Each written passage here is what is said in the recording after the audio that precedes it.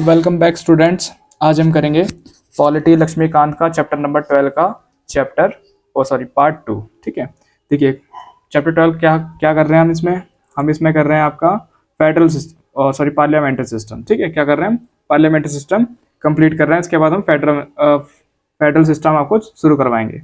अभी पार्लियामेंट्री देख रहे हैं हम, तो पार्लियामेंट चैप्टर का मैं पहला पार्ट आपको करा चुका हूँ। ये दूसरा पार्ट है पार्लियामेंट चैप्टर का। ठीक है, इससे पहले की जो कंटेंट है मैं पहले करा चुका हूँ, उसका लिंक मैं आपको डिस्क्रिप्शन में दे दूंगा, वहाँ जाके आप देख सकते हैं। तो जल्दी शुरू करते हैं वीडियो। देखो, इस वाले पार्ट को हम शुरू करेंगे merits and demerits of the parliamentary system. ठीक है, मेरिट्स एंड डिमेरिट्स कि भाई क्या क्या खामियां हैं और क्या क्या खूबियां हैं हमारे पार्लियामेंट्री सिस्टम की। इंडिया में कौन सा सिस्टम चलता है? पार्लियामेंट्री सिस्टम चलता है। और दूसरा कौन सा सिस्टम होता है? दूसरा होता है हमारा प्रेसिडेंशियल, जिसका डिफरेंस हमने इसके फर्स्ट पार्ट में देख लिया था। ठीक है, और अच्छे से समझ लिया था। तो जल्दी शुरू करते हैं। देखो, सबसे पहले हम मेरिट्स देख लेते हैं। देखो, harmony between legislature and executive. Harmony मतलब देखो cooperation and interdependent among executive and the legislature. देखो, ये बोल रहे हैं कि अब देखो हार्मनी कैसे है। हार्मनी मतलब कि डिपेंडेंसी। अब देखो, जो लेजिस्लेचर है, ठीक है, लेजिस्लेचर है, ये क्या करते हैं? ये लॉ बनाते हैं। ठीक है, लॉ बनाते हैं। और जो एग्जीक्यूटिव है, ये क्या है? ये इंप्लीमेंट करवाते हैं। तो ये कौन से लॉ इंप्लीमेंट करवाते हैं? ये जो लेजिस्लेचर बनाता है वो वाले लॉ इंप्लीमेंट करवाते हैं। ठीक है, इसका मतलब हम क्या कह सकते हैं कि जो एग्जीक्यूटिव है वो किस पे डिपेंड है? वो किस पे डिपेंड है? वो डिपेंड है लेजिस्लेचर पे, क्योंकि जो लॉ बनाएंगे वो ये इंप्लीमेंट कराएंगे। और जो लेजिस्लेचर वो किस पे डिपेंड है? वो डिपेंड है हमारे एग्जीक्यूटिव पे। क्यों? क्योंकि जो भी ये लॉ बनाएंगे इंप्लीमेंट उसे कौन कराएगा? एग्जीक्यूटिव करवाएगा। तो ये दोनों क्या है? मतलब कॉपरेट है, मतलब एक दूसरे के साथ कॉपरेशन करते हैं। ठीक है, और ये डिपेंडेंस है, इंटरडिपेंडेंट है, एक दूसरे के बिना चल नहीं सकते। ठीक है, इंटरडिपेंडेंट है। तो यही है कि harmony between legislature and executive, ये दोनों के बीच में हार्मनी है। ठीक है, डिपेंडेंसी है। ठीक है, अच्छा, अब देखो less disputes and conflict between two organs. देखो यहाँ पे क्या होता है, इन दोनों के बीच में बहुत ही कम, मतलब भाई हो गया कभी वाद विवाद, छोटा मोटा सा हो गया, वरना तो होता ही नहीं है। ठीक है, ये है दूसरा है रिस्पॉन्सिबल गवर्नमेंट। रिस्पॉन्सिबल गवर्नमेंट मतलब देखो, रिस्पॉन्सिबल गवर्नमेंट मतलब कि अब जो हमारी लेजिस्लेचर है, ठीक है, लेजिस्लेचर जो बॉडी है, मतलब कि जो हमारा पार्लियामेंट जो लॉ वगैरह बना रही है, ठीक है, तो वो क्या है? ठीक है, वो लॉ बना रही है, और जो एग्जीक्यूटिव है वो उसे इम्प्लीमेंट करवा रहा है। ठीक है, अब जो ये ज्यूडिटी क्या बोलते हैं उसे, हमारी जो ये लेजिस्लेचर बॉडी है, ये एग्जीक्यूटिव से क्वेश्चन पूछ सकती है कि हाँ भाई साहब बताओ, हमने आपको ये काम करने को कहा था, ये हमने ये लॉ बनाया था, आपने इसे तो इम्प्लीमेंट करवाया नहीं। ठीक है, आप ये कर क्या रहे हो, हमें बताओ। ठीक है, क्यों क्यों भाई क्यों? क्योंकि इनके पास ये राइट है। किसके पास ये राइट है? इनका लेजिस्लेचर के पास। ठीक है, लेजिस्लेचर के पास ये राइट है कि वो क्वेश्चन कर सकती है किससे? एग्जीक्यूटिव से, कि हाँ भाई हमने तुम्हें ये काम करने को कहा था, तुमने ये करा क्यों नहीं? ये नहीं करा, बताओ क्यों नहीं करा? ठीक है, क्यों नहीं करा तुमने? अच्छा, और हमने तुम्हें ये तो कहा ही नहीं था करने को, तुमने ये ऐसे कैसे कर दिया? ठीक है, तो मतलब क्वेश्चन करने का जो राइट है वो लेजिस्लेचर के पास है। किससे? एग्जीक्यूटिव से। क्योंकि काम तो सारे कौन कर रहा है? एग्जीक्यूटिव ही कर रहा है ना। जो भी अच्छा काम होगा वो भी एग्जीक्यूटिव कर रहा है, जो बुरा काम होगा वो भी एग्जीक्यूटिव कर रहा है। तो उसके ऊपर जो क्वेश्चन करेगी वो करेगी हमारी लेजिस्लेचर, पार्लियामेंट। ठीक है, अच्छा, देखो, parliament exercise control over the ministers through various devices like question hour. ठीक है, देखो अब क्या है, जो पार्लियामेंट है, मतलब जो लेजिस्लेचर है, लेजिस्लेचर जो बॉडी है, जो पार्लियामेंट है, वो क्वेश्चन करती है हमारे एग्जीक्यूटिव से। ठीक है, तो इस तरह से वो क्या करती है? मिनिस्टर्स के ऊपर कौन से मिनिस्टर्स? COM मतलब काउंसिल ऑफ मिनिस्टर, जो रूलिंग पार्टी के जो 70-75 जो लोग होते हैं। ठीक है, 70-75 जो मेंबर्स होते हैं, जिन्हें एक एक डिपार्टमेंट दिया होता है संभालने के लिए, तो उनके ऊपर कंट्रोल बनाए रखती है। ऐसे हमारी लेजिस्लेचर बॉडी, या फिर हम बोल सकते हैं पार्लियामेंट, इस तरह से कंट्रोल बना के रखती है मिनिस्टर्स पर, काउंसिल ऑफ मिनिस्टर पर। ठीक है, थ्रू वेरियस डिवाइसेस, किसका इस्तेमाल करके? क्वेश्चन आवर, उनसे क्वेश्चन करती है, डिस्कशन करती है, एडजॉर्नमेंट मोशन। ठीक है, मोशन मतलब मोशन, ये समझ लो कि मोशन एक तरह से वो है कि एक एक्सरसाइज है, प्रैक्टिस है, कि मतलब कि जो पार्लियामेंट है वो मोशन जारी कर देती है। ठीक है, जैसे नो कॉन्फिडेंस मोशन जारी कर दिया तो गवर्नमेंट जो है, जो रूलिंग पार्टी के हाथों हाथ उतर जाएगी, डिसॉल्व हो जाएगी, खत्म, दोबारा वोटिंग होगी, दोबारा सिलेक्शन होगा, जो मेजोरिटी प्रूफ करेगा दोबारा वो अपनी गवर्नमेंट बनाएगा। लेकिन अगर नो कॉन्फिडेंस मोशन लगा दिया गवर्नमेंट ने पार्लियामेंट्री किसी रूलिंग पार्टी पर, तो वो समझ लो वो गवर्नमेंट गई, उसे उतरना ही पड़ेगा उसके बाद, और सारे के सारे मिनिस्टर्स को भी और उसके सारे मेंबर्स को भी। अच्छा, नो कॉन्फिडेंस मोशन, देखो जो भी मैंने बोला, नो कॉन्फिडेंस मोशन, तो ये सब क्या है? ये भी मैं आगे बताऊंगा, ये आगे नेक्स्ट चैप्टर में है, ये समझ लो आगे से जब हम पार्लियामेंट पढ़ेंगे ना, दूसरा मतलब ये पार्लियामेंट्री गवर्नमेंट पढ़ेंगे, ये पार्लियामेंट्री सिस्टम पढ़ रहे हैं, जब हम पार्लियामेंट्री गवर्नमेंट पढ़ेंगे तब जाके आपको सब पता चल जाएगा कि क्वेश्चन आवर क्या होता है। ठीक है, ये वैसे प्रोसीजर होता है कि किस तरह से जो एक लॉ है वो पास होता है, तो हम उसमें देखेंगे। ठीक है, तो ये होगी रिस्पॉन्सिबल गवर्नमेंट। कैसे कि रिस्पॉन्सिबल गवर्नमेंट कि भाई जो हमारा एग्जीक्यूटिव बॉडी है वो जवाबदेह है लेजिस्लेचर बॉडी को, ठीक है, अपने काम के लिए जो भी उसने एक्शन करे और जो भी उसने काम नहीं करे इन एक्शन के लिए भी। ठीक है, तीसरा क्या है, प्रिवेंट डेस्पोटिज्म।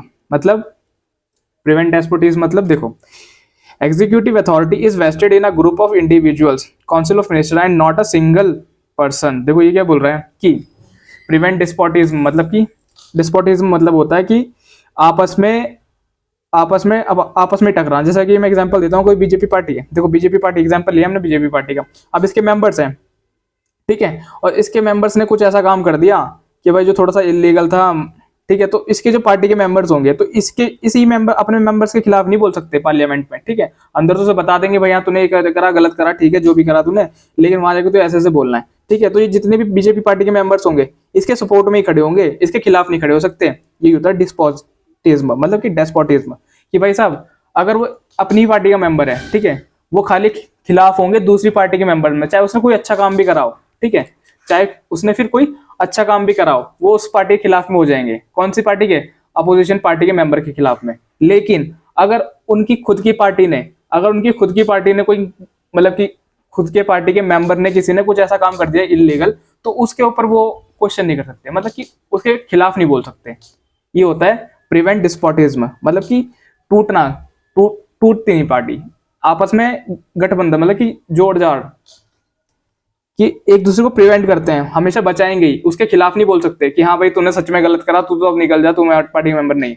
ऐसा नहीं हो सकता। अगर कोई भी अपनी पार्टी के खिलाफ बोलेगा, ठीक है, अपने पार्टी के मेंबर के खिलाफ बोलेगा, तो उसे खुद ही पार्टी छोड़नी पड़ेगी। देखो, executive authority is vested in a group of individual, ठीक है, इंडिविजुअल हालांकि अलग अलग होते हैं, लेकिन काउंसिल ऑफ मिनिस्टर, ठीक है, काउंसिल ऑफ मिनिस्टर जैसे कि मतलब एक ही पार्टी में तो है सारे council of minister, and not a single person, कोई एक सिंगल पर्सन नहीं। तो लेकिन बाय चांस कोई सिंगल पर्सन ऐसा कर देता है कि भाई उनके पार्टी के मेंबर की भाई कुछ गलत काम कर दिया, तो उसके पार्टी के मेंबर उसके खिलाफ बोल नहीं सकते, इसे बोलते हैं प्रिवेंट डेस्पोटिज्म। ठीक है, ये चीज है। अच्छा, आगे देखो मेरिट्स, फोर्थ है हमारी, देखो ये मेरिट्स देख रहे हैं हम अपने पार्लियामेंट्री सिस्टम की। ठीक है, तो रेडी ऑल्टरनेटिव गवर्नमेंट मतलब कि सपोज करो कि बाय चांस कभी ऐसा हो जाता है कि भाई रैंडमली उसके टेन्योर से पहले, क्योंकि गवर्नमेंट अपने टेन्योर से पहले उतर जाती है, ठीक है, मेजोरिटी जैसे कि कोई उसके मेंबर छोड़ के भाग जाता है तो उसकी मेजोरिटी गिर जाती है, मेजोरिटी प्रूफ नहीं कर सकती, तो वो डिसॉल्व हो जाएगी गवर्नमेंट। ठीक है, तो वही चीज है कि रेडी ऑल्टरनेटिव गवर्नमेंट मतलब देखो, in the case of ruling party loses its majority, the head of the state can invite the opposition party to form the government। देखो ये क्या बोल रहे हैं कि बाय चांस जो रूलिंग पार्टी, जो रूल, जैसे एग्जांपल लेता हूं मैं, बीजेपी क्या कर रही है, बीजेपी रूल कर रही है ना, बीजेपी रूल कर रही है, तो बाय चांस कभी क्या होता है कि उसके कोई मेंबर्स, ठीक है, कुछ उसके एमपीज वगैरह कुछ उसे छोड़ के भाग जाता है बीच में, और वो असमर्थ होती है फिर कि मेजोरिटी प्रूफ कर सके पार्लियामेंट में, और जब वो मेजोरिटी नहीं प्रूफ कर पाती, ठीक है, मेजोरिटी नहीं प्रूफ कर पाएगी, तो फिर क्या होगा, तो भाई जब मेजोरिटी नहीं प्रूफ कर पाएगी तो वो रूलिंग में नहीं रह सकती। क्यों भैया? सबसे पहला रूल तो यही है कि जो पार्टी मेजोरिटी प्रूफ करेगी उसी की गवर्नमेंट बनेगी, और जब मेजोरिटी नहीं है आपके पास तो उतर जाओ, कोई काम ही नहीं है हमें आपसे फिर। ठीक है, तो फिर क्या होगा कि ऑल्टरनेटिव गवर्नमेंट के तौर पर जो अपोजिशन पार्टी है, प्रेसिडेंट बोलेंगे अपोजिशन पार्टी से, हाँ भैया ये पार्टी तो देखो मेजोरिटी प्रूफ नहीं कर पा रही, अब मुझे बताओ कि कौन सी पार्टी है जो यहाँ पे मेजोरिटी प्रूफ कर देगी। अगर कोई ऐसी पार्टी है तो मुझे बताओ। ठीक है, तो अपोजिशन पार्टी के जो भी मेंबर्स होंगे वो बता देंगे हाँ सर मैं मेजोरिटी प्रूफ कर रहा हूँ, अब मैं गवर्नमेंट बनाऊंगा। ठीक है, तो तुम ऐसा करो, तुम मुझे अपने मिनिस्टर का जो भी तुम जिस भी डिपार्टमेंट का वो बनाना चाहते हो हेड, उसकी लिस्ट दे दो, और तुम्हें उन्हें काउंसिल ऑफ मिनिस्टर बना दूंगा, उन्हें दिलवा दूंगा। ठीक है, तो ये चीजें होता है कि रेडी फॉर ऑल्टरनेटिव गवर्नमेंट हमेशा रेडी रहती है। ऐसा नहीं होगा कि भाई सब टेन्योर से अगर पहले उतर गई तो भैया 5 साल के बाद इलेक्शन होगी ना, जो फिर से मेजोरिटी प्रूफ कर देगा हाथों हाथ हो जाएगा काम। ये चीज है। The leader of the opposition is the alternative prime minister. और जो लीडर होता है, जैसे कि मैं बात करूँ कांग्रेस, ठीक है, कांग्रेस की तो कौन है? राहुल गांधी। अब बाई चांस अगर ऐसा हो जाता है, वैसे तो ऐसा कभी होगा ही नहीं, ठीक है, तो बाई चांस अभी कैसा हो जाता है कि भाई बीजेपी जो पार्टी है वो रूलिंग से उतर जाती है ना, रूलिंग से उतर गई, कोई भी कारण हो सकता है XYZ, तो उतर गई, तो जो अपोजिशन पार्टी है कांग्रेस, तो कांग्रेस ने क्या करा, भैया हम मेजोरिटी प्रूव कर रहे हैं, अच्छा जो हमारे लीडर हैं वो कौन है? राहुल गांधी जी, तो इन्हें आप बनाओगे प्राइम मिनिस्टर। ठीक है जी। अच्छा, प्राइम मिनिस्टर अब जो हमारे राहुल गांधी जी होंगे वो बोलेंगे कि मेरे ये मिनिस्टर है, इन्हें आप ये वाला डिपार्टमेंट दे दीजिए, ये देख लेंगे, ठीक है जी। तो फिर जो प्रेसिडेंट है इन्हें क्या कर देंगे, नॉमिनेट कर देंगे, बस काम हो जाएगा, खत्म हो जाएगा, इन्हें लगा देंगे, तो ये पावर में आ जाएंगे फिर अपोजिशन पार्टी। तो ये होता है रेडी फॉर ऑल्टरनेटिव गवर्नमेंट, ठीक है। अच्छा, अब फिफ्थ पॉइंट क्या है, देखो वाइड रिप्रेजेंटेशन। मतलब वाइड रिप्रेजेंटेशन मतलब कि जो काउंसिल ऑफ मिनिस्टर होते हैं प्रोवाइड करते हैं representation to all section and regions in the government. देखो अब वाइड रिप्रेजेंटेशन, देखो एग्जांपल देता हूँ।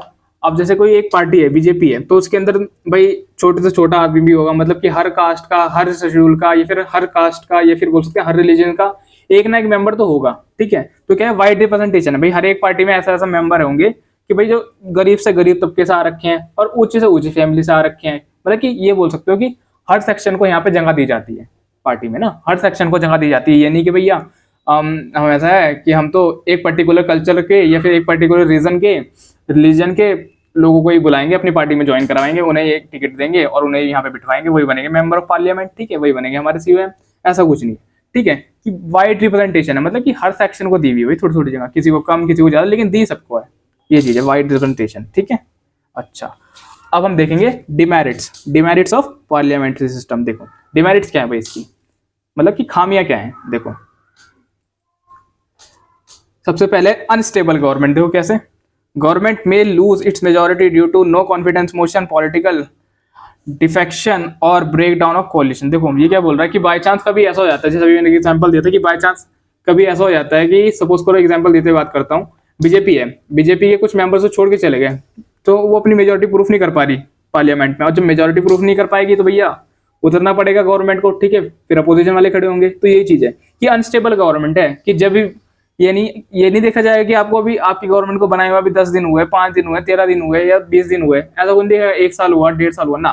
जब भी आप अपने मेजोरिटी को प्रूव करने में असक्षम होंगे, ठीक है, असक्षम मतलब कि नहीं कर पाओगे, ठीक है, एबल नहीं हो कि आप मेजोरिटी प्रूफ कर दो, तभी आपकी गवर्नमेंट जो है गिर जाएगी, ठीक है, आपकी गवर्नमेंट गिर जाएगी, मतलब कि आपकी जो गवर्नमेंट है रूलिंग पार्टी से हट जाएगी, लेकिन वो मेंबर ऑफ पार्लियामेंट रहेंगे, ये ध्यान रखना, मेंबर ऑफ पार्लियामेंट रहेंगे वो, ठीक है।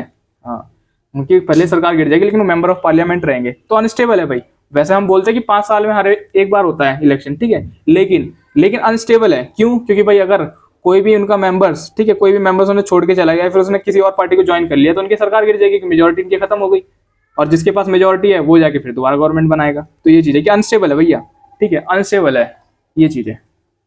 देखो दूसरा क्या है, नो कंटिन्यूटी ऑफ पॉलिसीज।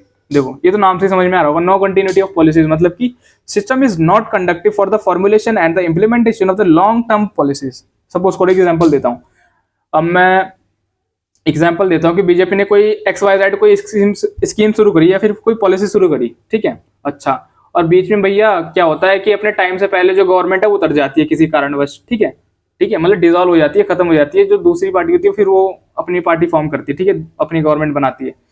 लेकिन क्या होता है कि जो पिछली वाली जो गवर्नमेंट थी, मतलब कि जो बीजेपी थी, उसने कुछ पॉलिसीज ला रखी थी लोगों के लिए, लोगों की भलाई के लिए, कि हाँ भैया अगर ये 5 साल तक चलेंगे तो इतना अच्छा हो जाएगा हमारा। लेकिन जैसे ही कोई दूसरी पार्टी आएगी, जैसे ही कोई दूसरी रूलिंग पार्टी आएगी, सपोज करो जैसे कांग्रेस आएगी, ठीक है, तो वो क्या करेगी, वो इनकी पॉलिसी को सबसे पहले हटा देगी। सबसे पहले क्या काम करेगी, वो इनकी पॉलिसी को हटा देगी कि हाँ भैया ये है, इसे हटाओ, अब हम अपनी पॉलिसी लेके आएंगे, ये कोई दूसरी पॉलिसी लेके आएंगे अपनी। अच्छा, ये अपनी दूसरी पॉलिसीज लेके आएंगे, बाई चांस हो सकता है कि भैया ये टिक भी जाए, और बाई चांस हो सकता है कि बीच में ऐसा हुआ कि किसी और पार्टी को मेजोरिटी मिल गई, इनकी मेजोरिटी खत्म हो गई, तो भैया ये भी जाएंगे, और फिर किसी तीसरी पार्टी आई, सपोज करता हूँ सपाई, ठीक है, सपा पार्टी ने क्या करी, मेजोरिटी प्रूव कर दी, और वो भी वही करेगी क्या कि इनकी जो पॉलिसीज है उसे खत्म कर देंगी। तो ये कंटिन्यूटी नहीं है कि भैया जैसे जैसे गवर्नमेंट बदलेगी, ठीक है, जैसे जैसे गवर्नमेंट बदलेगी, जैसे रूलिंग पार्टी बदलेगी, जैसे पहले बीजेपी थी, फिर कांग्रेस थी, फिर सपा आ गई, ठीक है, तो उससे क्या होगा कि भैया पॉलिसीज चेंज होती रहेंगी, कि जैसे जैसे गवर्नमेंट चेंज होगी वैसे वैसे पॉलिसीज चेंज होगी। तो नो कंटिन्यूटी ऑफ पॉलिसी है कि भैया कोई कंटिन्यूटी नहीं है पॉलिसी में, अगर दूसरी गवर्नमेंट आएगी तो अपनी पॉलिसी लेके आएगी, हटा देगी, ये चीज है। देखो, change in the ruling party changes the policy of the government. वही कि अगर रूलिंग पार्टी चेंज होती है तो जो उसकी पॉलिसीज है वो भी चेंज कर दी जाती हैं, जो वैसा एग्जांपल दिया मैंने आपको बताया अभी। Uncertainty of the tenure of the government, कि भाई अनसर्टेनिटी है टेन्योर, हालांकि हम बोलते हैं कि 5 साल की सरकार है, लेकिन अगर बीच में अपनी मेजोरिटी खो देती है तब जाके उसे उतरना ही पड़ेगा, ठीक है। तो ये चीज है कि अनसर्टेनिटी है। अच्छा, अब देखो dictatorship of the cabinet. Dictatorship of the cabinet मतलब देखो, when the ruling party enjoy absolute majority in the parliament the cabinet becomes autocratic. देखो अब क्या हुआ भाई, कोई रूलिंग पार्टी, सपोज करो बीजेपी है, अब इसके पास क्या है, इसके पास ये समझ लो कि 543 मेंबर्स में से लोकसभा में से, लोकसभा में जो इसके मेंबर्स है 5, देखो टोटल मेंबर है लोकसभा में कितने, 543। अब हम बोलते हैं कि भैया बीजेपी के पास कितने मेंबर हैं, भाई उसके पास 350 400 मेंबर है उसके अपने, ठीक है, जो जीत रखे हैं, इतनी सीट जीती हैं कि 543 में से ये बोल सकते हो 400 या फिर 350 प्लस उसने सीटें जीत रखी हैं। अब उसके पास क्या है, बीजेपी के पास भैया एब्सोल्यूट मेजोरिटी है। अच्छा एब्सोल्यूट मेजोरिटी है, इसका मतलब क्या है कि भैया वो तो डिक्टेटरशिप कर सकती है, मतलब कि कोई भी लॉ लाएगी, कोई भी लॉ लाएगी, कोई भी रिजोल्यूशन लाएगी, एकदम से पास करा लेगी और प्रेसिडेंट से साइन करा लेगी, तो वो तो कुछ भी कर सकती है, डिक्टेटरशिप है उसकी तो, ठीक है। तो ये चीज है कि when the ruling party enjoy absolute majority, ठीक है, एब्सोल्यूट मतलब कि भैया आधे से ज्यादा सीटें उसके पास हैं, अगर कोई भी अगर सारी की सारी जितनी भी बची हुई क्या है अपोजिशन पार्टी है एक साथ आ जाए तब भी उसे उतार नहीं सकती, ठीक है, मिलजुल के तब भी उसे उतार नहीं सकती, तब क्या होती है, जो रूलिंग पार्टी होती है उसकी होते हैं, उसे बोलते हैं कि ये भैया ये पार्टी तो एब्सोल्यूट मेजोरिटी में, इसका तो कुछ कर ही नहीं सकते, क्योंकि फिर जैसे कोई भी वो लाएगा, कोई भी रूल या फिर रेगुलेशन लाएंगे इंप्लीमेंट कराने के लिए, किसी चीज को अमेंडमेंट कराने के लिए, तो भैया वो तो एकदम से पास करा दें, क्यों, क्योंकि वो तो उन्हीं की पार्टी के मेंबर है, और हमें चाहिए क्या होता है कि 2/3 मेंबर हमें चाहिए, ठीक है, और सिंपल मेजोरिटी में तो हमें खाली 50% + 1 चाहिए होता है, तो ये तो आसानी से पास करा देगी, और ऐसा हो जाएगा तो डिक्टेटरशिप हो जाएगी, ठीक है। डिक्टेटरशिप मतलब कि एक ही पार्टी की तानाशाही, ऐसा बोल सकते हैं आप, एक ही पार्टी की तानाशाही, डिक्टेटरशिप हो जाएगी, तो ये चीज है। अच्छा ये डिमेरिट है एक। अच्छा और देखो दूसरी डिमेरिट क्या है, against separation of powers. Against separation of power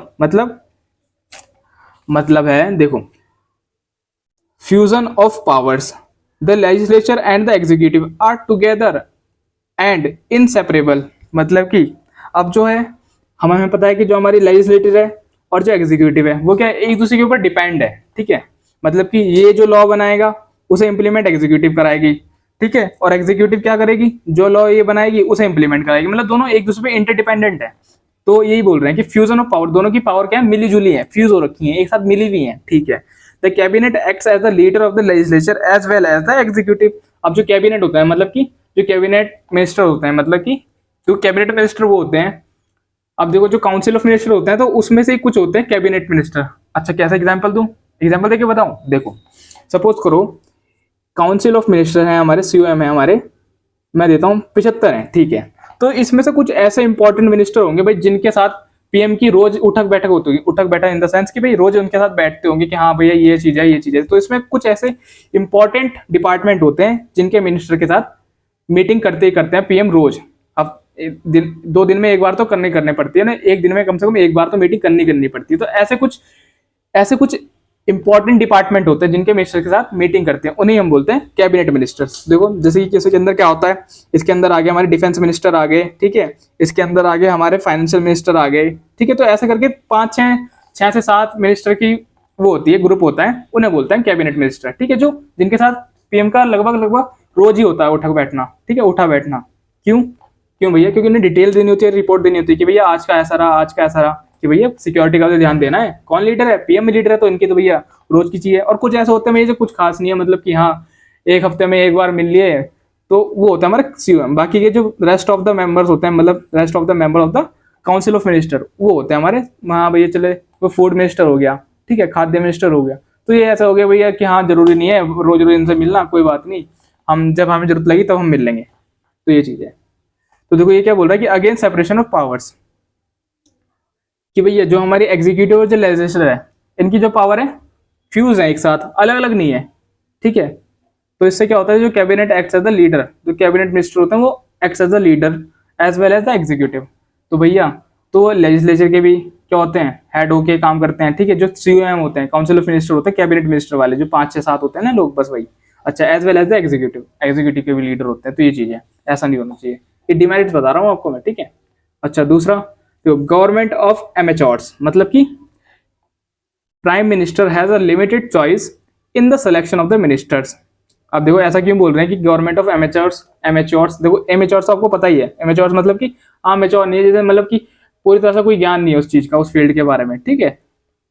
तो उसे बोलते हैं एमेच्योर। अच्छा, अब गवर्नमेंट बाय एमेच्योर क्यों बोला फिर हमने, देखो अब जो है प्राइम मिनिस्टर, मैंने बोला था प्राइम मिनिस्टर, ठीक है, कि जो प्रेसिडेंट है वो बोलते हैं प्राइम मिनिस्टर से कि भैया आप क्या करो, आपको जिस भी मिनिस्टर को जो भी डिपार्टमेंट देना है तो अपने पार्टी में से चुन लो, ठीक है, उस मिनिस्टर का मुझे नाम दे दो और मुझे बता दो कि इसे किस डिपार्टमेंट में इसको हेड करना है, मैं बता दूंगा, ठीक है, तो आप मुझे इस चीज की लिस्ट दे दो, मैं तो आपको बना के दे दूंगा कि हाँ उन्हें वो दिलवा दूंगा, बाकी सारा काम मैं कर दूंगा, बाकी आप ऐसा करो खाली मुझे नॉमिनेट कर दो कि कौन कौन क्या क्या काम करेगा, ठीक है।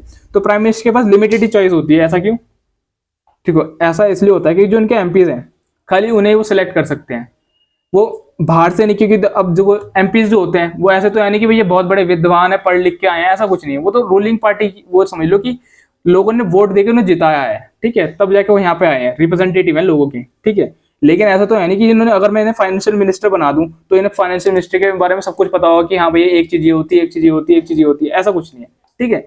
तो इन्हें ज्ञान नहीं होता पूरी तरह से, ठीक है, फिर भी इन्हें मिनिस्टर बना दिया जाता है, तो इसलिए बोलती है गवर्नमेंट ऑफ एमेच्योर्स, क्योंकि भाई पीएम के पास कोई वही नहीं होती, लिमिटेड ही वो होती है सिलेक्शन के लिए, लिमिटेड मिनिस्टर्स होते हैं इनकी पार्टी में जो होंगे, तो जो भी ठीक ठाक उन्हें लगेंगे, ठीक है, तो उन्हें बना देंगे। और जबकि प्रेसिडेंशियल फॉर्म ऑफ गवर्नमेंट में क्या होता है कि जो प्रेसिडेंट होता है वो खुद अपने सेक्रेटरी सेलेक्ट करता है, वो सेनेट में से नहीं करता, कांग्रेसमैन को नहीं करता, वो ऑल ओवर द कंट्री करता है, ठीक है, ऑल ओवर द कंट्री करता है प्रेसिडेंशियल फॉर्म ऑफ गवर्नमेंट में। लेकिन पार्लियामेंट में क्या होता है कि भैया अपनी पार्टी में से करना होता है, अपनी पार्टी में, मतलब कि आप ये समझ लो कि पार्लियामेंट सिलेक्ट करना है, आप अपोजिशन पार्टी का भी मेंबर सेलेक्ट कर सकते हो, लेकिन वो होना एमपी चाहिए, मतलब मेंबर ऑफ पार्लियामेंट ही होना चाहिए, ये चीज है। अच्छा, तो ये थी हमारी मेरिट्स और डिमेरिट्स। अब आगे देखते हैं, अब हम देखेंगे merits and demerits of the presidential government. Presidential government की मेरिट्स और डिमेरिट्स, देखो मेरिट्स है, देखो पहली मेरिट है हमारे, एक साथ ही लिख रखी है सारी, तो मैं पहले मेरिट्स बता देता हूँ प्रेसिडेंशियल फॉर्म ऑफ गवर्नमेंट की क्या है।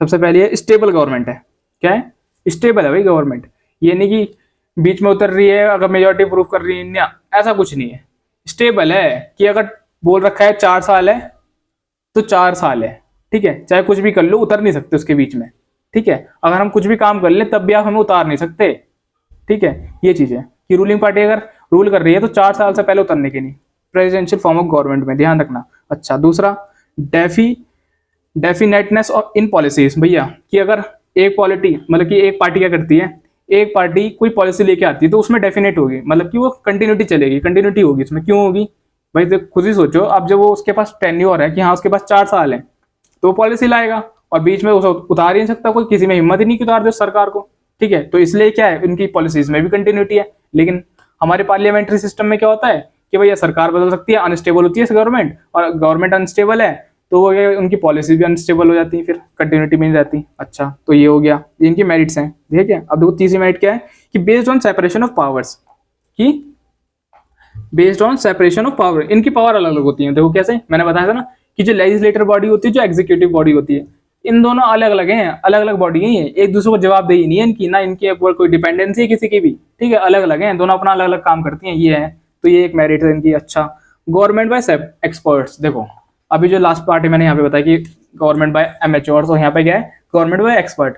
तो भैया देखो प्रेसिडेंट के पास ये पावर होती है कि वो ऑल ओवर द कंट्री, अपनी ऑल ओवर द कंट्री में से किसी भी मेंबर्स को, ठीक है, तो किसी भी इन द सेंस कि भाई वो एजुकेटेड मेंबर को ही चुनेगा, ऐसा नहीं कि भाई जो कोई सड़क पे खड़ा था उसे उठा के एजुकेशन मिनिस्टर बना दिया, ऐसा तो नहीं करेगा ना, तो वो जिसे बहुत अच्छी नॉलेज होगी उन्हें सिलेक्ट करते हैं, तो इसलिए हम बोलते हैं कि उनकी जो गवर्नमेंट होती है वो होती है एक्सपर्ट्स की, ठीक है, उनके जो सेक्रेटरीज होते हैं वो होते हैं एक्सपर्ट्स, एक स्पेशल बैकग्राउंड से, स्पेशल बोल सकते हैं, अगर वो एजुकेशन मिनिस्टर बन रहा है तो उसने बहुत सारी ऐसी डिग्रियां करी होंगी, एकदम एक्सपर्ट बंदे को ही बनाएंगे वो एजुकेशन मिनिस्टर्स, ठीक है, और फाइनेंशियल मिनिस्टर भी बहुत ही एक्सपर्ट मेंबर्स को बनाएंगे, तो उनकी इसलिए बोलते हैं कि गवर्नमेंट बाय एक्सपर्ट, कि ये क्या है गवर्नमेंट बाय एक्सपर्ट। और हमारी पार्लियामेंट्री सिस्टम में क्या बोलते हैं गवर्नमेंट बाय एमेच्योर्स, क्यों बोलते हैं, क्योंकि उनके पास लिमिटेड चॉइस होती है पीएम के पास, ये चीज है। अब देखो इनकी कुछ डिमेरिट्स भी हैं प्रेसिडेंशियल गवर्नमेंट की, देखो फायदे और नुकसान हर चीज के होते हैं, तो यही चीज है, देखो इसकी भी कुछ है, देखो क्या है, conflicts between legislature and executive, अब दोनों के पास सेपरेशन पावर है, दोनों एक दूसरे डर नहीं सकते, ठीक है, डिपेंडेंट थोड़ी है, तो इन दोनों के पास अलग अलग पावर है भाई, दोनों अलग अलग बॉडी है, तो ये क्या है इन दोनों के बीच में झगड़े होते रहते हैं कि हाँ भैया तुमने बिल्कुल बेकार लॉ बना दिया, अच्छा तुम अपना काम ठीक से करते नहीं हो, हमें सिखा रहे हो, तो इन दोनों के बीच में लड़ाई होती रहती है, ठीक है, कन्फ्लिक्ट्स होते रहते हैं। अच्छा, ये डिमेरिट्स है। और नॉन रिस्पॉन्सिबल गवर्नमेंट, भाई अब जब इनके पास सेपरेट इनकी पावर है तो एक दूसरे के प्रति जवाबदेही भी नहीं है इनकी, कि भैया लेजिस्लेचर एग्जीक्यूटिव से ये नहीं पूछ सकता वहां पर, मतलब प्रेसिडेंशियल फॉर्म ऑफ गवर्नमेंट में, कि भैया तुमने ये करा था क्यों करा, और ये जो कर रहे हो तुम क्यों कर रहे हो बताओ। तो ये ऐसा क्वेश्चन नहीं कर सकता, तो नॉन रिस्पॉन्सिबल गवर्नमेंट है, ठीक है। तीसरा, मे लीड टू एटोक्रेसी। ऑटोक्रेसी मतलब कि भैया तानाशाही। क्यों? क्योंकि देखो पार्टी उतर नहीं सकती 4 साल से पहले, और अब जो भी वो पॉलिसी लाए वो चलेगी चलेगी, और जब तक वो पार्टी रहेगी तब तक वो पॉलिसी चलेगी। तो इसलिए क्या है, ऑटोक्रेसी है, तानाशाही है। अब देखो इसमें क्या है, चौथी क्या है डिमेरिट, कि नैरो रिप्रेजेंटेशन।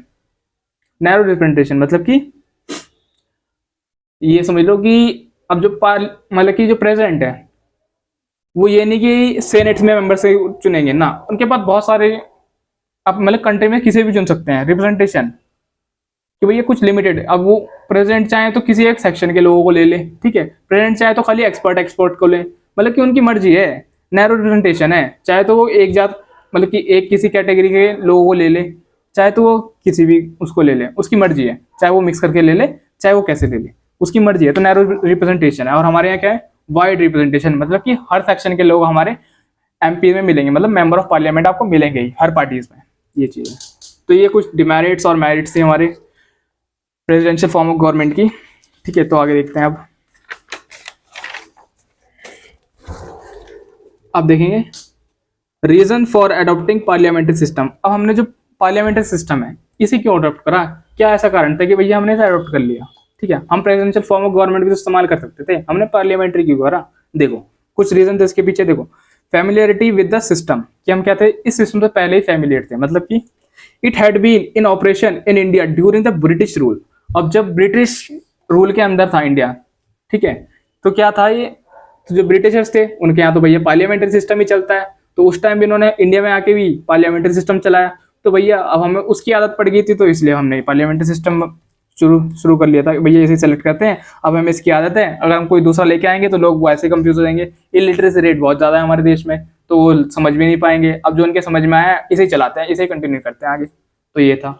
अच्छा, अब देखो इस पे के एम मुंशी जी ने क्या कहा, उन्होंने बोला for the last 30 to 40 years some kind of responsibility has been introduce in the governance of this country. देखो भाई ये बोल रहा है कि जो पार्लियामेंट्री सिस्टम है अब इसे चलते चलते 30-40 साल हो गए, तो ये हमारे क्या, हमारे मतलब हमने इसे अडॉप्ट कर लिया, हमने इसे फैमिलियर हो गया, हमें इसके सारे कण कण के बारे में पता है कि हाँ इसमें ऐसा होगा, इसमें ऐसा होगा। लेकिन अगर हम प्रेसिडेंशियल लेके आएंगे तो इससे लोगों को भी बहुत दिक्कत होगी और साथ ही साथ हमें भी बहुत दिक्कत होगी गवर्नमेंट को चलाने में, ठीक है। Our constitution tradition have become parliamentary, और इसलिए जो हमारा कॉन्स्टिट्यूशन ट्रेडिशन वो पार्लियामेंट्री बन गया, ठीक है।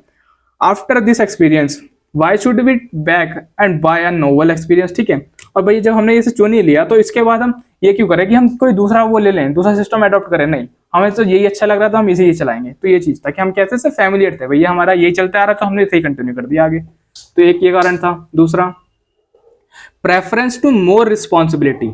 देखो ये थोड़ा अच्छा चीज है, अच्छे समझाऊंगा। देखो इसके ऊपर doctor B R Ambedkar ji ने क्या कहा था, इन्होंने बोला था a democratic executive must satisfy two condition, ठीक है। देखो क्या बोल रहे हैं कि भैया अगर कोई कंट्री डेमोक्रेटिक है मतलब कि आज़ाद है, ठीक है, तो उसमें 2 फॉर्म ऑफ गवर्नमेंट चल सकती हैं, या तो पार्लियामेंट्री या तो प्रेसिडेंशियल। अब दोनों की दोनों क्या करती हैं, दोनों की दोनों या तो दोनों में से कोई एक स्टेबिलिटी प्रोवाइड करेगी, दोनों में से या फिर कोई रिस्पॉन्सिबिलिटी प्रोवाइड करेगी, ठीक है। देखो प्रेसिडेंशियल क्या प्रोवाइड करती है, स्टेबिलिटी ज़्यादा प्रोवाइड करती है, जबकि जो हमारी पार्लियामेंट्री होती है वो रिस्पॉन्सिबिलिटी ज़्यादा प्रोवाइड करती है ना, क्योंकि इसमें डिपेंडेंसी होती है एग्जीक्यूटिव और लेजिस्लेचर के बीच में। और इसमें स्टेबिलिटी कैसी होती है कि भैया अगर आप गलत भी काम कर रहे हो, तो सपोज करो प्रेसिडेंट है, उसकी जो गवर्नमेंट है वो गलत भी काम कर रही है, लेकिन वो है तो 4 साल के लिए, 4 साल तक उसे आप उतार ही नहीं सकते गद्दी से, तो ये स्टेबिलिटी है, ठीक है। तो ये चीज़ है। तो इस पर क्या बोला doctor B R Ambedkar ji ने कि unfortunately it has not been possible so far to devise a system which can ensure both in equal degree। तो ये क्या बोल रहे हैं कि भैया ऐसा अगर हम करना भी चाहें कि दोनों को इक्वल करना चाहे, दोनों को इक्वली बैलेंस करके जाए कि 50% हमारे स्टेबिलिटी हो जाए, 50% हमारी रिस्पॉन्सिबिलिटी हो जाए, तो अगर हम ऐसा करना भी चाहें तब भी हम ऐसा नहीं कर सकते, क्योंकि ऐसा हो ही नहीं सकता, ठीक है। तो द अमेरिकन सिस्टम गिव्स मोर, देखो उन्होंने बताया क्यों ऐसा क्यों नहीं हो सकता, क्योंकि जो हमारा अमेरिकन सिस्टम है मतलब कि जो प्रेसिडेंशियल सिस्टम है गिव्स मोर स्टेबिलिटी, वो ज्यादा स्टेबिलिटी देता है, मगर जो उसमें रिस्पॉन्सिबिलिटी होती है वो कम होती है, जवाबदेही। अब जब ये जवाबदेही नहीं होगी तो वो कुछ भी कर सकते हैं काम, ठीक है। ब्रिटिश सिस्टम, और जो हमारा ब्रिटिश सिस्टम है on the other hand gives more responsibility, ठीक है। जो हम इस्तेमाल करते हैं पार्लियामेंट्री सिस्टम, वो क्या है, वो ज्यादा रिस्पॉन्सिबिलिटी देता है, उसमें जवाबदेही ज्यादा होती है, कुछ भी काम करोगे तो पूछ के करोगे, सह समझ के करोगे, ठीक है, उसमें रिस्पॉन्सिबिलिटी ज्यादा होती है, बट लेस स्टेबिलिटी, उसमें जो स्टेबिलिटी होती है वो लेस होती है। क्यों? अगर आप मेजोरिटी खो दोगे तो गई आपकी सरकार, ये चीज है। तो इसलिए the draft constitution in recommending the parliamentary system of executive has preferred more responsibility. और इसलिए जो हमारी ड्राफ्ट कमेटी थी, हमें पता है ना कॉन्स्टिट्यूशन के लिए कौन सी कमेटी बनाई गई थी, कॉन्स्टिट्यूशन को संगठित करने के लिए, बनाने के लिए ड्राफ्टिंग कमेटी, जिसके हेड कौन थे, डॉक्टर बी.आर. अम्बेडकर जी। तो इसलिए ड्राफ्टिंग कमेटी ने यह सिलेक्ट करा, रिकमेंड करा कि हम क्या करेंगे, पार्लियामेंट्री सिस्टम को प्रेफर करेंगे। क्यों करेंगे? क्योंकि इसके बाद बहुत ज्यादा रिस्पॉन्सिबिलिटी है भाई, हमें तो रिस्पॉन्सिबिलिटी, हमें सबसे पहले तो लोगों को सुधारना है, ठीक है, लोगों को सुधारना है भाई, जो इतने इतने गरीब हो गए हैं कि इन्हें एक दो टाइम का कपड़े, उनके तक कपड़े तक नहीं है पहनने के लिए, इसको पहले हम स्टेबल करेंगे, तो उसके लिए हमें रिस्पॉन्सिबिलिटी की जरूरत है। तो हम क्या करेंगे, पार्लियामेंट्री सिस्टम इस्तेमाल करते हैं। रिस्पॉन्सिबिलिटी, हमें तो रिस्पॉन्सिबिलिटी चाहिए, ना कि हमें स्टेबिलिटी चाहिए। भैया सरकार जा रही तो जाए, लेकिन हमें तो अपने लोगों का ध्यान रखना है, तो इसलिए ये चुना था, ठीक है। देखो दूसरा प्रेफरेंस तो ये हो गया। अब देखो तीसरा पॉइंट क्या बोल रहा है, तीसरा बोल रहा है need to avoid legislature executive conflicts. भाई देखो कि भैया उस टाइम पे क्या हो रहा था कि जो लेजिस्लेचर है और एग्जीक्यूटिव है, दोनों के बीच में कन्फ्लिक्ट्स हो रहे थे, लड़ाई हो रहे थे। क्यों हो रहे थे? देखो जो ब्रिटिश गवर्नमेंट थी, अब जो एग्जीक्यूटिव जो मेंबर्स थे उस टाइम के, तो वो किसके अंदर काम कर रहे थे, वो ब्रिटिशर्स के अंदर काम कर रहे थे, ठीक है।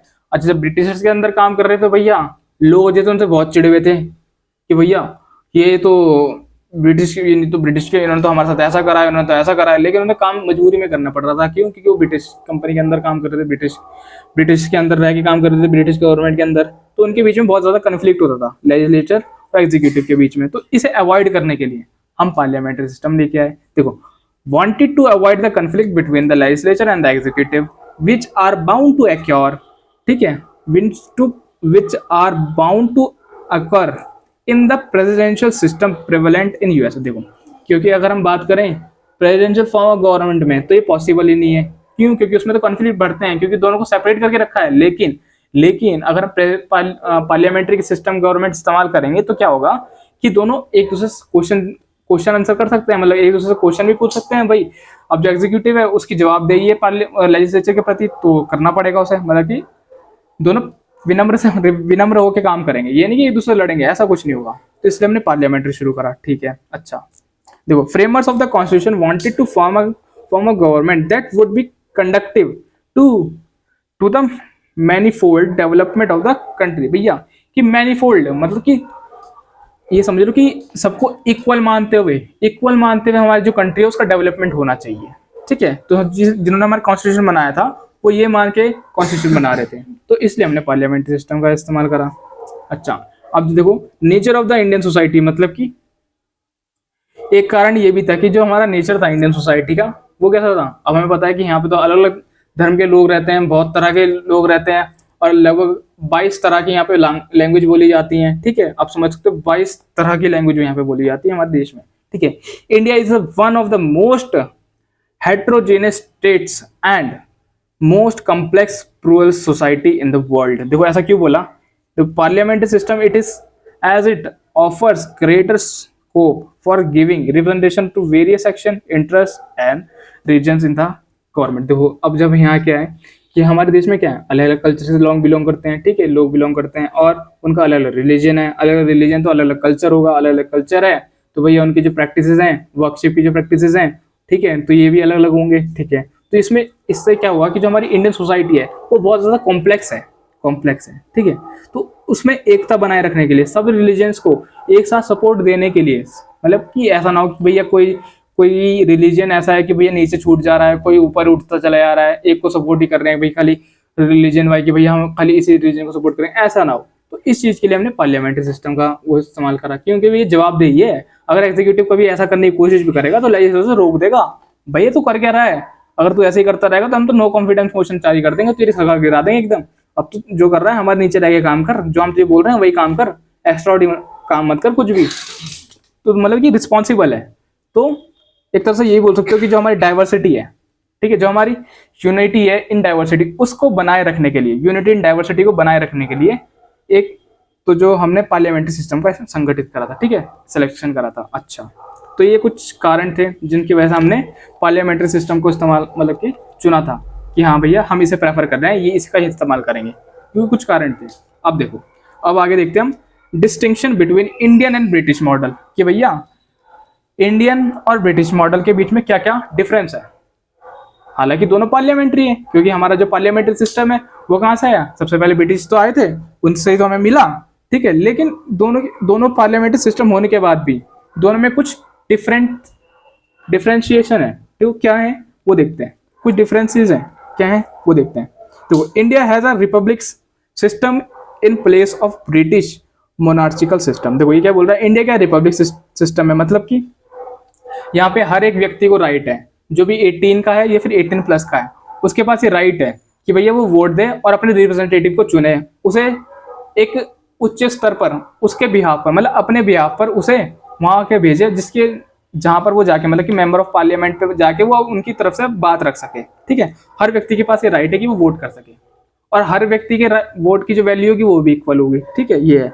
लेकिन क्या बोल रहे हैं कि जो ब्रिटिश है, ब्रिटिश में क्या है कि मोनार्चिकल सिस्टम है, मतलब कि जो प्रेसिडेंट है, अब सपोज करो कि कोई एक्स प्रेसिडेंट है, अब कल को क्या होता है, इस एक्स का जो बेटा होगा, एक्स का बेटा होगा, सपोज करो ए बेटा है एक्स का कोई, ठीक है, एक्स यहाँ पे प्रेसिडेंट है ब्रिटिश गवर्नमेंट पे, और जो ये ए है तो ये इसका बेटा है एक्स का, ठीक है, मतलब इस प्रेसिडेंट का बेटा है, तो जो जब ये मर जाएंगे, ठीक है, जब ये खत्म हो जाएंगे, ये वाले प्रेसिडेंट एक्स वाले प्रेसिडेंट खत्म हो जाएंगे, तो उसके बाद जो उसका बेटा है ए, तो ये प्रेसिडेंट बन जाएगा, मतलब कि दादा पहले दादा बनेगा, फिर बाप बनेगा, फिर बेटा बनेगा, तो ऐसे करके प्रेसिडेंशियल वही प्रेसिडेंट बनते रहेंगे, मतलब कि एक फैमिली के मेंबर प्रेसिडेंट बनेंगे, ठीक है, पहले दादा फिर बाप फिर पोता, ठीक है, फिर ऐसे करके बनते रहेंगे। तो मतलब कि ये मोनार्चिकल सिस्टम है, मतलब कि कोई और नीचे से आके ऊपर बैठ नहीं सकता। लेकिन हमारे यहाँ क्या है, हमारे यहाँ है कि भैया चाहे किसी भी सेक्शन का इंसान हो, ठीक है, वो अपना एलिजिबिलिटी क्राइटेरिया पूरा करे, ठीक है, जो भी हमें चाहिए प्रेसिडेंट बनने के लिए, जो भी किसी भी वैल्यूएबल पोस्ट के जाने के लिए हमें जो भी एलिजिबिलिटी क्राइटेरिया उसे फुलफिल करो, तो फिर आज चाहे ये फर्क नहीं पड़ता आप किसी भी सेक्शन से हो, किसी भी कल्चर से हो, किसी भी रिलीजन से हो, ये फर्क नहीं पड़ता, आपको हाईएस्ट पोस्ट भी मिल सकती है। जैसे कि द्रौपदी मुर्मू जी देख लो, ठीक है, द्रौपदी मुर्मू जी क्या है, ठीक है, बताओ क्या है, वो प्रेसिडेंट है हमारे इंडिया के, और कहाँ से आई है, बहुत ही गरीब तबके से आई है, बहुत ही लोअर सेक्शन से आई है, और देख लो प्रेसिडेंट है, first person of the India है, कंट्री के फर्स्ट पर्सन है वो। तो हमारे यहाँ ऐसा हो सकता है कि भैया हर किसी को राइट है, बस अपना एलिजिबिलिटी क्राइटेरिया पूरा करो और भैया बन जाओ, मेहनत करो फल पाओ, ये चीज है। लेकिन ब्रिटिश में क्या है, वहां तो ये है कि भैया पहले तो दादा, फिर बाप, फिर बेटा, फिर उस बेटे का बेटा, फिर उस बेटे का बेटा, मतलब कि मोनार्चिकल ऑर्डर है, ये चीज है। अच्छा, अब देखो, head of the state in India president होता है, हेड जो इलेक्ट होते हैं, head of the state in Britain वो किंग या फिर क्वीन होते हैं, ठीक है, किंग या फिर क्वीन होते हैं, जो कि हेरिडेट्रिकल पोजीशन को होल्ड करते हैं, मतलब कि वही दादा पोता वाली। अच्छा, आगे देखते हैं दूसरा क्या डिफरेंस है। दूसरा है the British system is based on the doctrine of the sovereignty of the parliament. In India parliament enjoy the limited and the restricted power due to the written constitution, federal system, judiciary review and the fundamental right. देखो ये क्या बोल रहे हैं कि जो British government है, जो ब्रिटिश सिस्टम है तो वो भी पार्लियामेंट्री सिस्टम, लेकिन जो ब्रिटिश सिस्टम में जो पार्लियामेंट्री सिस्टम है is based on the doctrine of the sovereignty of the parliament, कि भैया हमारे यहाँ तो पार्लियामेंट जो बोल देगा वही काम होगा, ठीक है, मतलब कि पूरी सोवरेनिटी, पूरी आजादी है, जो चाहे वो कर दे पार्लियामेंट ब्रिटेन में, ठीक है, ब्रिटेन में। लेकिन इंडिया में ऐसा क्या है कि भैया इंडिया का पार्लियामेंट्री सिस्टम ऐसा नहीं है, इंडिया के पार्लियामेंट के पास पावर है, एंजॉय करता है वो, लेकिन उसके पास कुछ लिमिटेड है। हमने क्या बोला था कि जो पार्लियामेंट है उसके पास पावर तो है, ठीक है, लेकिन लिमिटेड है, एब्सोल्यूट नहीं है, ठीक है, एंड रेस्ट्रिक्टेड पावर्स। और क्यों भैया, देखो कुछ रेस्ट्रिक्टेड पावर है उसके पास, कि भैया की रिटन कॉन्स्टिट्यूशन, हमारा कॉन्स्टिट्यूशन है, उसके ऊपर वो कुछ नहीं कर सकता,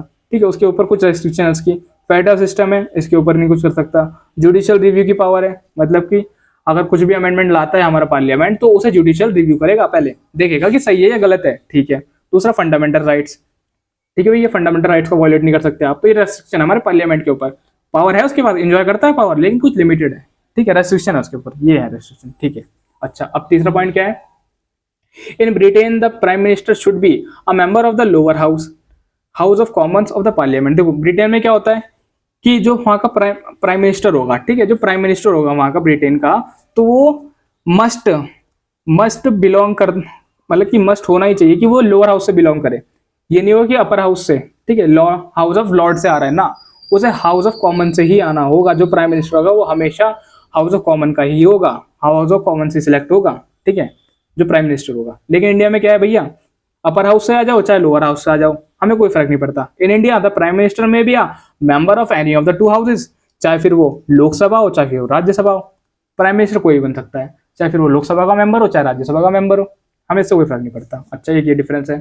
चौथा चौथा क्या है देखो, usually the members of the parliament alone are appointed as the ministers in Britain. देखो ये क्या बोल रहे हैं कि ब्रिटेन में क्या होता है कि अक्सर ऐसा होता है जो मेंबर होते हैं पार्लियामेंट की, ठीक है, जो पार्लियामेंट के जो मेंबर्स होते हैं alone are appointed as minister, कि उन्हें खाली अपॉइंट किया जाता है मिनिस्टर्स में, ठीक है, खाली मेंबर्स ऑफ द पार्लियामेंट, जो पार्लियामेंट के मेंबर होते हैं। लेकिन इंडिया में क्या होता है, अभी मैंने पीछे भी बताया था, देखो इंडिया में क्या होता है कि उन्हें तो आप बना ही सकते हो, मेंबर ऑफ पार्लियामेंट को तो आप बना ही सकते हो, ठीक है, कोई मिनिस्टर बना सकते हो, कोई स्पेशल डिपार्टमेंट दे सकते हो, लेकिन आपके पास ये राइट है, उस प्रेसिडेंट के पास ये राइट है कि वो क्या कर सकता है कि बाहर से भी, मतलब कि कंट्री में से भी किसी मेंबर्स को काउंसिल ऑफ मिनिस्टर बना सकता है।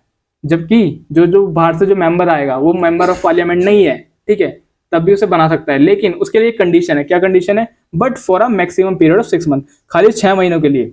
और 6 महीने के लिए इसकी ये कंडीशन होती है कि भाई साहब, प्रेसिडेंट, जैसा एक एग्जाम्पल देता हूँ आपको, बाई चांस कि कोई एक्स पर्सन है, ठीक है, वो मेंबर ऑफ पार्लियामेंट नहीं है, वो कोई अपना काम करता है रेगुलर, लेकिन एक दिन से प्रेसिडेंट जी बुला लेते हैं अपने पास, बुला के बोलते हैं कि भैया जो एक्स हो तुम ऐसा करो, तुम यहाँ इस डिपार्टमेंट को संभाल लो, तुम एजुकेशन डिपार्टमेंट को संभाल लो, ठीक है। अच्छा, लेकिन जो एक्स है ये बोलेगा भैया मैं तो मेंबर ऑफ पार्लियामेंट ही नहीं हूँ, ठीक है, मैं तो पार्लियामेंट का मेंबर ही नहीं हूँ। प्रेसिडेंट बोलेंगे फिर कि भैया इस बात से कोई टेंशन नहीं है, ठीक है, इस बात से कोई टेंशन नहीं है, मैं तुम्हें पावर दे रहा हूँ, लेकिन तुम्हें क्या करना होगा कि 6 महीने के अंदर तुम्हें जनता का आशीर्वाद लेके आना होगा, मतलब कि मेंबर ऑफ पार्लियामेंट बनना होगा, चाहे राज्यसभा के बनो चाहे लोकसभा के बनो, लेकिन तुम्हें 6 महीने के अंदर मेंबर ऑफ पार्लियामेंट बनना होगा, ठीक है, तब जो हमारी तुम्हारी जो पोस्ट है वो कंटिन्यूटी रहेगी। वरना अगर तुम 6 महीने में ये करने में ना असक्षम रहे, ठीक है, मतलब ना कर पाए ऐसा काम, तो तुम्हें उतार दिया जाएगा उनकी अपनी पोस्ट से, डिपार्टमेंट एजुकेशन डिपार्टमेंट से उतार दिया जाएगा। ये चीज है, एक डिफरेंस ये हो गया। अब देखो अब फिफ्थ पॉइंट क्या है, Britain has the system of the legal responsibility of the ministers while India has no such system. देखो ये क्या बोल रहा है कि ब्रिटेन के पास एक सिस्टम है legal responsibility of the minister, ठीक है, लेकिन इंडिया के पास ऐसा कोई है ही नहीं है, तो फालतू के काम करते रहते हो यार तुम लोग, है ना। तो इंडिया के पास कोई ऐसी चीज नहीं है, इंडिया का जो सिस्टम है बढ़िया चल रहा है, हमें कोई ऐसी स्पेशल बॉडी की जरूरत नहीं है, ठीक है। अब देखो शैडो कैबिनेट क्या होता है। अब जो ब्रिटेन होते हैं उसके पास एक शैडो कैबिनेट होती है। देखो शैडो कैबिनेट क्या होती है, शैडो मिनिस्टर्स होते हैं, शैडो प्राइम मिनिस्टर होता है, शैडो प्राइम मिनिस्टर बता रहा हूँ, शैडो प्राइम मिनिस्टर होता है, ये पहले से होते हैं। देखो शैडो क्या होते हैं, देखो बाई चांस कभी ऐसा होता है, in an unique institution of the British cabinet system formed by the opposition party. देखो जो ये होता है ना शैडो कैबिनेट, ये अपोजिशन पार्टी के थ्रू बनाई जाती है। अच्छा, to balance the ruling cabinet, मतलब कि जितने मेंबर उनकी रूलिंग पार्टी में होंगे, ठीक है, उतने ही मेंबर्स आपके जो अपोजिशन पार्टी है वो रखेगी, और हर डिपार्टमेंट के लिए एक पहले सेलेक्ट करके रखेगी, वो शैडो होगी, मतलब कि वो छुपी हुई है, वो रूलिंग में नहीं है, वो छुपी हुई है कि हाँ भैया जब ये सरकार गिरेगी ना तब हम एकदम मेजोरिटी प्रूफ कर देंगे और बस हम बन जाएंगे यहाँ के प्राइम मिनिस्टर, और हमने जो मिनिस्टर जिसको बना रखा है शैडो में वही असली मिनिस्टर और वही असली प्राइम मिनिस्टर बन जाएंगे। To prepare its member for the future, कि भैया कभी ऐसा होता है कि सरकार गिर गई तो एकदम से फॉर्म कर देंगे गवर्नमेंट अपनी, तो पहले से अपने प्राइम मिनिस्टर, अपने मिनिस्टर, अपने हर डिपार्टमेंट के मिनिस्टर, अपने काउंसिल ऑफ मिनिस्टर को बना के रखते हैं पहले ही। वो शैडो होते हैं, लेकिन वो छुपे हुए होते हैं, लेकिन उनकी एक नजर होती है रूलिंग पार्टी पे, हाँ कि भैया ये टारगेट है, ये जब भी गिरेगा ना तभी हम हमला कर देंगे एकदम। तो there is no such institution, लेकिन इंडिया में कोई ऐसी चीज ही नहीं है भैया, ना कभी जरूरत पड़ी हमारे इस चीज की। मैन टू मैन मार्किंग, देखो इसमें क्या होता है मैन टू मैन मार्किंग, मतलब कि अगर कोई एजुकेशन मिनिस्टर है जो रूलिंग पार्टी में है, तो एजुकेशन मिनिस्टर एक शैडो उसमें भी होगा, शैडो कैबिनेट में भी होगा, ठीक है, ये समझ लेना। और कोई फाइनेंशियल मिनिस्टर है तो ऐसे ही फाइनेंशियल मिनिस्टर एक शैडो कैबिनेट में भी होगा। तो मतलब कि मैन टू मैन मार्किंग होती है कि हाँ भैया अगर ये है तो हमारी टीम का ये है, ठीक है। जैसे दो टीम होती है फुटबॉल में, तो एक भैया गोल रेफरी भी होते हैं, कुछ आगे खेलते हैं कुछ पीछे खेलते हैं, तो ऐसे दोनों पार्टी में होता है।